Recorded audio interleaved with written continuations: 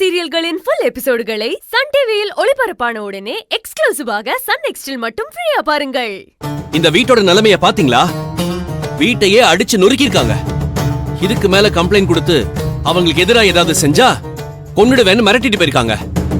நீங்க ஆதாரம் கேட்டு அவங்களை அரெஸ்ட் பண்றதுக்குள்ள வேற ஏதாவது ஆச்சுன்னா என்ன சார் பண்றது?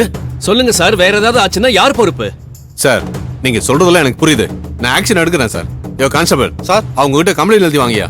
இன்ஸ்பெக்டர், ஏற்கனவே இப்படிதான் கம்ப்ளைண்ட் வாங்கிட்டு போனீங்க.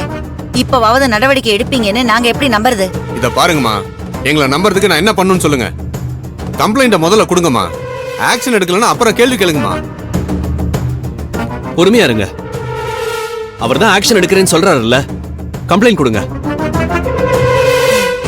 இங்க பாருங்க, யார் சொன்னாலும் சரி, இந்த கேஸ்ல இருந்து அவங்கள வெளியவே விடக்கூடாது. அப்புறம் நான் பிரஸ் மீடியான்னு போய் நான் இந்த விஷயத்தை ரொம்ப பெருசாக்கிடுவேன். சார், ஆக்ஷன் எடுக்கிறேன்னு சொல்லிட்டேன்ல சார், நம்புங்க சார், நான் பாத்துக்கிறேன். பார்வதி, அர்ஜுன் மேல கம்ப்ளைண்ட் கொடு. ஏற்கனவே என் தங்கச்சியோட கொலை கேஸ்ல அவன் மாட்டியிருக்கான். இப்ப அவன் மேல கொலை மிரட்டல் கேஸ் விழுந்துச்சுன்னா அது அவனுக்கு இன்னும் சிக்கல் தான். பார்வதி எதுவும் கொடுக்க வேண்டாம். இந்த வாட்டி நானே கம்ப்ளைண்ட் கொடுக்கறேன். உங்களுக்கு யார் மேல சந்தேகம் சொல்லுங்கம்மா.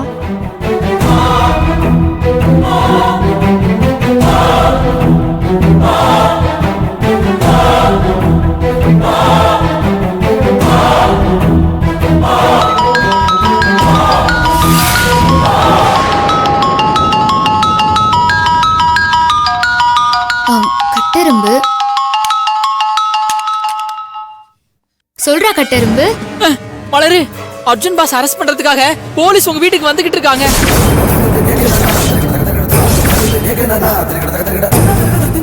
டேய், என்னடா சொல்ற? அர்ஜுன் அரெஸ்ட் பண்றதுக்கா? ஆமா மலரு. வெறும் கேஸ் மட்டும் கொடுத்ததால தான் வீட்ல இருக்கிற பொருளை மட்டும் அடிச்சு காலி பண்ணோம்.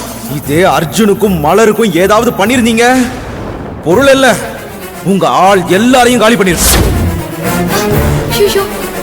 மலரு, பிரச்சனை பெருசாகிறதுக்குள்ள ஏதாச்சும் பண்ணு மலரு.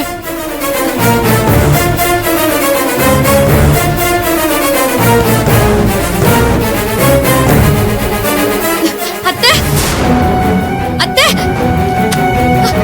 அத்தை. மலர், பார்த்து மெதுவாவாமா. எதுக்கு நீ இப்படி பதட்டத்தோட ஓடி வர? என்னாச்சு? அத்தை, இந்த சிவா ரவுடிங்ல கூட்டிட்டு போய் பார்வதி அக்கா வீட்ல பெரிய பிரச்சனையை பண்ணிட்டு வந்திருக்கான். வீட்ல இருந்த பொருள் எல்லாம் அடிச்சு உடைச்சு அவங்கள கொன்னுடுவேன்னு மிரட்டிட்டு வந்திருக்கான். என்ன சொல்ற மலர்? ஆமா அத்தை, இப்பதான் எனக்கே விஷயம் தெரிஞ்சது. இங்க பாரு மலர், இப்படி அவன் மேல தேவையில்லாம பழி போடாத. வேற யாராவது கூட இதை பண்ணிருக்கலாம். அவன் தான் அடிச்சா நீ நேர்ல பாத்தியா? நீங்க பேசாதீங்க. இங்க நடக்கிற எல்லாத்துக்கும் நீங்க தான் காரணம். உங்களுக்கு தெரியாம இதெல்லாம் நடக்காது. நீங்க தான் அவனை தூண்டி விட்டுருக்கீங்க. மலர், கோவப்படாம இரு. இருக்கிற பிரச்சனை இல்ல, இப்ப எதுக்கு இவன் இதெல்லாம் பண்ணணும்?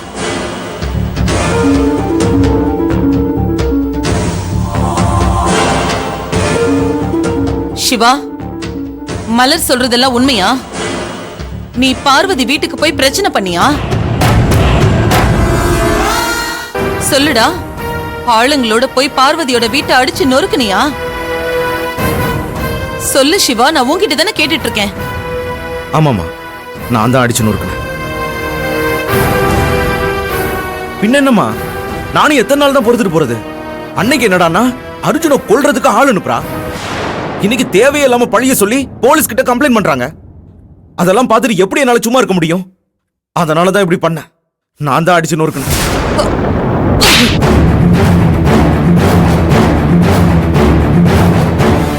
என்னடா பண்ணிட்டு வந்து நிக்கிற? அந்த பார்வதி தான் அறிவு கெட்டத்தனமா பண்ணிட்டு இருக்கானா? நீயும் இப்படி முட்டாள்தனம் பண்ணிட்டு வந்து நிக்கிற? நீ பண்ண காரியத்தால இப்போ மலருக்கும் அர்ஜுனுக்கும் தான் பிரச்சனை. யாரு கேட்டு நீ இப்படி எல்லாம் பண்ணிட்டு வந்து நிக்கிற? ரவுடியாடா நீ? ச்சே. இப்போ இவங்க பண்ண பிரச்சனையால அர்ஜுன் தான் இதுக்கெல்லாம் காரணம்னு அவங்க திரும்பவும் போலீஸ்ல கம்ப்ளைண்ட் கொடுத்திருக்காங்க. இப்ப போலீஸ் அர்ஜுனை அரெஸ்ட் பண்றதுக்காக நம்ம வீட்டுக்கு வந்துட்டு இருக்காங்க. பாத்தியா, நீ பண்ண வேலையால இப்போ என் புள்ளைக்கு தான் பிரச்சனை வந்திருக்கு. அத்தை, இப்போ என்னத்த பண்றது? எனக்கு ரொம்ப பயமா இருக்கு அத்தை.